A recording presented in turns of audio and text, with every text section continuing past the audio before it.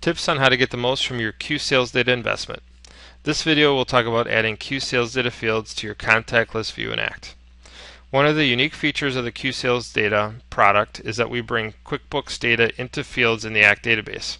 That lets you use these fields on the QB Data tab in all kinds of strategic ways. With this video, I want to talk about adding key fields to your contact list view in ACT. So this view right here. Wouldn't it be nice to have some of the fields from the QB Data tab show up as columns in this list view? Well, good news, this is easy to do.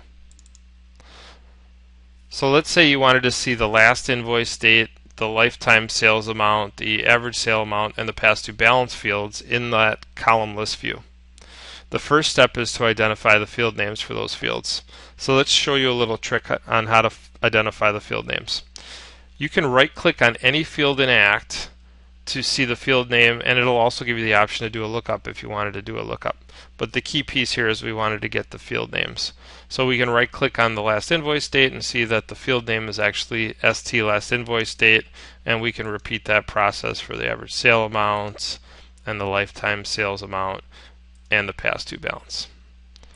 So now that we have those field names, we can go to the list view in ACT by clicking on this list view button here at the top, and we can add them. So how we add them, we right click anywhere in this column list view and we choose the customize columns option. From this window we can remove fields that we don't want to have on the view, and we can add fields that we want to have on the view. So let's do that. Let's remove the extension and the title and address 1 and address 2 and the zip code. Let's say we don't need those, and let's add the fields that we identified. So let's add the last invoice date, ST last invoice date. Let's add the lifetime sales amount, which was ST total. Let's add the average sale amount, and let's add the past due total. Okay, now we have those fields on the list view. We can even move them around if we want. Let's move the city and state to the bottom as well, and we hit OK. And now we have those new fields on the screen. You can see them here: ST last invoice date, total, sales amount, average sale amount, and past due total. We can even sort by these fields if we wanted to. So we can click on any column header to sort by that information. So here you see I'm sorting ascending order on the lifetime sales amount, and I can click on it again and it'll go descending order, and you see a little triangle here that tells you what you're currently sorting by. And you can even move columns around if you wanted to. You can click and drag column headers over to the right and to the left to move them around. And the cool part about this is the setting is actually sticky, meaning that the columns will stay this way until you change them again, and each user has their own preference, meaning each ACT user can set their columns the way they want, and it'll be specific to their computer.